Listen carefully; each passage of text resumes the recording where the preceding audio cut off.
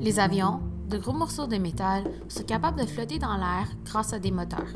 Par contre, contraire aux croyances populaires, un engin n'est pas obligatoire pour qu'un objet puisse voler. Prenons comme exemple le planeur. Il est capable de le faire et pourtant, il le fait sans engin et sans carburant. D'abord, qu'est-ce qu'un planeur? Un planeur est simplement un aéronef sans moteur avec des ailes qui sont plus longues que la norme pour maximiser la portance générée et en conséquence prolonger le temps dans les airs. Oui, il est capable de rester dans les airs sans moteur. Comment ça, vous vous demandez? Mais c'est simplement grâce au physique. Une chose que l'on peut confirmer est que les avions et les aéronefs restent dans les airs grâce à la portance. Par contre, de nos jours, la façon dont elle est générée est encore controversée et discutée entre les spécialistes. On vous dit souvent que la portance est générée selon le principe de Bernoulli. Ce principe est basé sur la façon dont les molécules d'air traversent l'espace perturbé par l'aile. Si on tranche une aile sur son côté, nous verrons que le dessus est plus bombé que le dessous. On appelle cette courbure la cambrure de l'aile, le haut l'extrados et le bas l'intrados. Selon Bernoulli, les molécules qui voyagent au-dessus de l'aile sont forcées à voyager plus rapidement pour rejoindre les molécules du bas. En conséquence, puisqu'il y a une augmentation de vitesse, il y a aussi une baisse de pression et cette différence de pression crée la portance. L'aile est donc poussée vers le haut à cause de la haute pression qui veut rejoindre la basse pression. Dans ce cas, on utilise la courbure de l'aile pour expliquer la portance, mais comment explique-t-on que les avions en papier volent-ils dans les airs? Les ailes sont plates. Certes, cette explication n'est pas complètement fausse, mais elle n'est pas complètement vraie non plus. Si on calcule la quantité de portance générée par ce principe, ce n'est pas presque assez pour maintenir le planeur dans les airs. L'explication la plus appropriée est celui de Newton. Le fonctionnement de l'aile est facilement explicable à l'aide de ces trois lois, notamment la troisième, que si une force est appliquée sur un objet, il existe une force de même grandeur, mais de direction opposée à la première force. Si on mesure l'angle de la corde de l'aile comparé à l'axe longitudinal de l'avion, nous verrons qu'il y a en fait un angle. Les ailes sur n'importe quel avion sont toujours légèrement inclinées. On appelle cet angle l'angle d'incidence. Le trajet que doivent faire les molécules d'air au-dessus de l'aile est légèrement plus long que celle du dessous à cause de la cambrure. Par contre, les deux trajets sont dérivés vers le bas, non? La légère inclinaison de l'aile fait en sorte que l'air qui frappe le bas de l'aile a un impact plus fort que l'air qui passe sur le dessus de l'aile. Les molécules sont donc forcées vers l'arrière et vers le bas, mais fidèle à la loi, la réaction entraînée est une réaction poussée vers l'avant et vers le haut.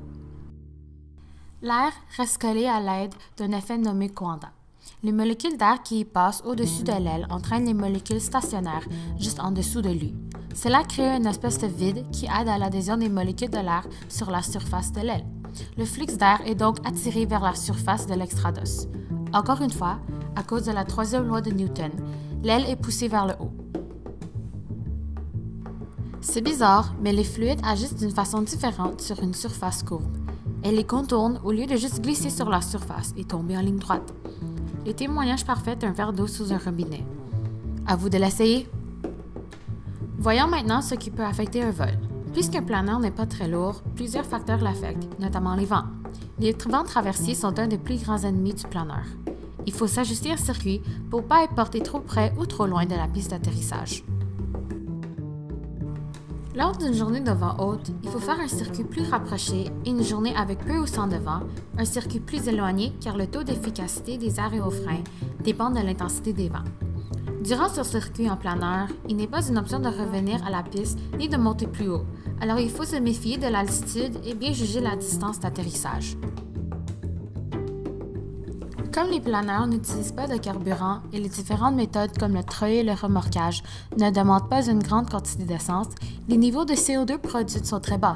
Le planeur est donc très bon pour l'environnement. Si on veut rester plus longtemps dans les airs, il suffit de profiter des thermiques. Une thermique est une colonne d'air ascendante. Cette colonne est créée à partir du terrain qui est inégalement réchauffé. En général, les endroits ayant un terrain de couleur pâle possèdent les thermiques les plus fortes durant la journée et les endroits de couleur foncée les thermiques les plus fortes durant la soirée. Par contre, il faut faire attention aux zones d'air descendantes. Il n'existe pas seulement des colonnes d'air chaudes qui montent, il en existe également des colonnes qui sont plus froides. Il faut y faire attention car si on vole dans une de ces zones et on ne réalise pas, on pourrait perdre beaucoup de notre précieuse altitude. Cette différence de température est causée par la capacité d'absorption de lumière de couleurs différentes. La turbulence est aussi un facteur à surveiller durant le vol. Un coup de vent soudain sous le nez d'un planeur pourrait mener à un décrochage indésirable. Lorsqu'on vient d'atterrir, il faut faire attention à la turbulence mécanique. Cette turbulence est générée à partir des bâtiments et des hangars qui sont souvent situés près de la piste d'atterrissage. Maintenant que le fonctionnement d'un planeur est démystifié, vous pourrez voler sans souci car ces notions s'appliquent également aux avions qui ont des moteurs. À vous de gérer votre circuit. Bon envol!